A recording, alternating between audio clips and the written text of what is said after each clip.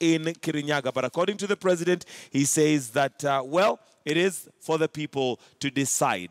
Let's move on to the next page, which is page 8. And this again was the president as he continues with his campaign trail.